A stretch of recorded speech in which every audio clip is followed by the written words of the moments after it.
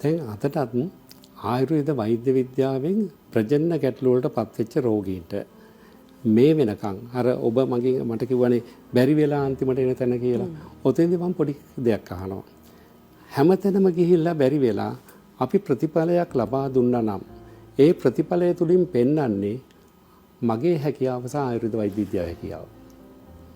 ඒකට හේතුව සෑම තැනම ඒ ප්‍රතිකාරය ඔවුන්ගේ රෝග තත්ත්වය අසාර්ථක වුණා නම් ආයුර්වේද වෛද්‍ය විද්‍යාව තුලින් සාර්ථක ඒ ఔෂධ තුලින් සාර්ථක ප්‍රතිඵල ලබා දුන්නා නම් එවැනි ප්‍රතිඵල ලබා දුන් රෝගීන් මා ළඟ විශාල සංඛ්‍යාවක් මාගාව ලේඛනගතව තියෙනවා. දැන් ඇත්තටම කියන්න කැමති අරුණි මම ඔබට ඉස්සලා වෙලා ඇති ඉඳන් කිව්වේ දැන් දවස් 3-4කට ප්‍රථම මගෙන් ප්‍රතිකාර ලබාගත් විවාහ වෙලා ටිකක් කල් ගත වුණු කාන්තාවක් ඔවුන්ට තිබුණු ගැටලුවට ප්‍රතිකාර කළා. ඇය දුවෙක් බිහි කරා. දැන් දවස් 4ක් වගේ ඇති. ඉතින් ඇය ගැබ්ගත් වෙලාවේ ඇය මට දුරකථන ඇමතුමක් දීලා කිව්වා ડોක්ටර් මට මේක ආශ්චර්යයක් කිව්වා.